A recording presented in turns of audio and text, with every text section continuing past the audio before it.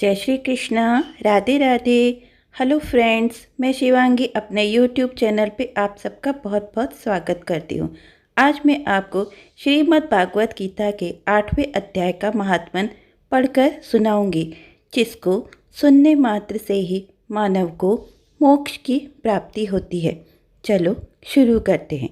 सबसे पहले गणेश जी का स्मरण कर लेते हैं। ओम गंगणपतये नमः। ओम गंगणपतये नमः। ओम गंगणपतये नमः। ओम गंगणपतये नमः। ओम गंगणपतये नमः। श्रीमद् भागवत गीता के 8वें अध्याय का महात्म्य। भगवान शिव कहते हैं, देवी अब 8वें अध्याय का महात्म्य सुनो। उसके सुनने से तुम्हें बड़ी प्रसन्नता होगी। लक्ष्मी जी के पूछने पर भगवान विष्णु ने उन्हें इस प्रकार 8वें अध्याय का महात्म्य बतलाया था। दक्षिण में आमदर्कपुर नामक एक प्रसिद्ध नगर है। वहाँ भाव शर्मा नामक एक ब्राह्मण रहता था। इसने वैश्या को पत्नी बनाकर रखा था। वह मांस खाता, मदिरा पीता, श्रेष्ठ पुरुषों का धन चुराता, पराई स्त्री से व्यभिचार करता और शिकार खेलने में दिलचस्पी रखता था। वह बड़े भयानक स्वभाव का था और मन में बड़े बड़े हौसले रखता था। एक दिन मदिरा पीने वालों का समाज जुटा था। उसमें भाव शर्मा ने भर पेट ताड़ी पी, खूब गले तक उसे चढ़ाया। अतः अजीर्ण से अत्यंत पीड़ित होकर वह पापात्मा कालवश मर गया और बहुत बड़ा ताड़ का वृक्ष हुआ। उसकी घनी और ठंडी छाया का आश्रय लेकर ब्रह्म राक्षस भाव को प्राप्त हुए कोई पति पत्नी वहाँ रहा करते थे। उनके पूर्व जन्म की घटना इस प्रकार है।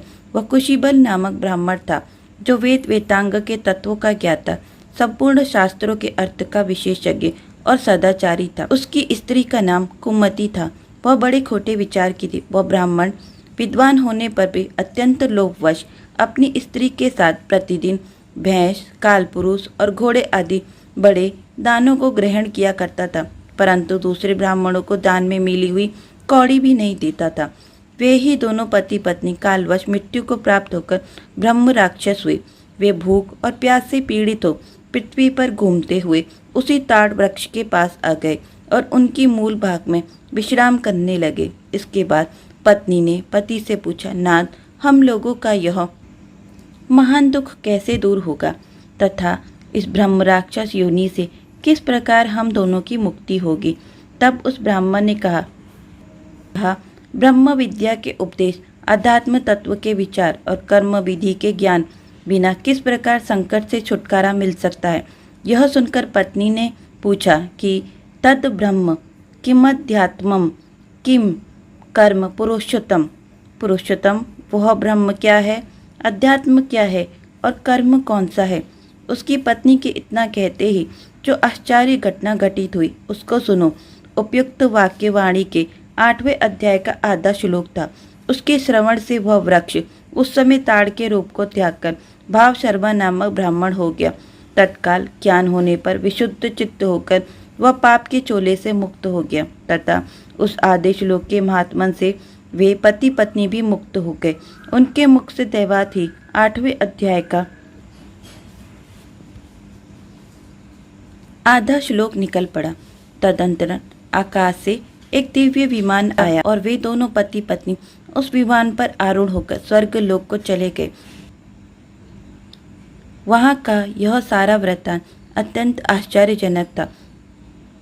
उसके बाद उस बुद्धिमान ब्राह्मण भाव शर्मा ने आदर पूर्वक उस आधे श्लोक को लिखा और देवदेव जनार्दन की आराधना करने की इच्छा से वह मुक्तिदायिनी काशीपुरी में चला गया।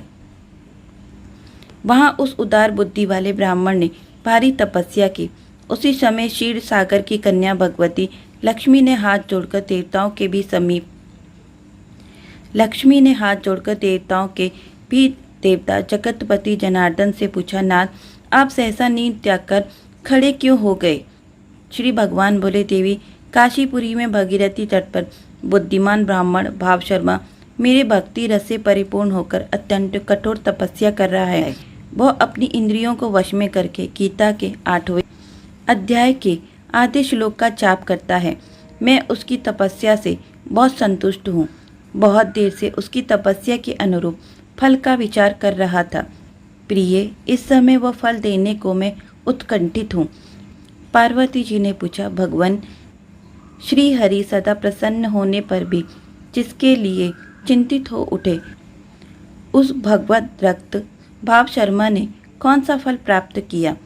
श्री महादेव जी बोले, देवी, द्विज श्रेष्ठ भाव शर्मा प्रसन्न हुए भगवान विष्णु प्रसाद को पाकर आंतरिक सुख मोक्ष को प्राप्त हुआ तथा उनके अन्य वंशज भी जो नरक यात्रा में पड़े थे, उसी के शुद्ध कर्म से भगवत धाम को प्राप्त हुए। पार्वती, और 8वें अध्याय का महात्म्य थोड़े में ही तुम्हें बतलाया है। इस पर सदा विचार करते रहना चाहिए। फ्रेंड्स, श्रीमद् भागवत गीता के 8वें अध्याय का महात्म्य यहाँ पर पूरा हुआ। आपको यह महात्म्य कैसा लगा मुझे कमेंट्स बॉक्स में ज़रूर बताना। जय श्री कृष्ण। राधे राधे।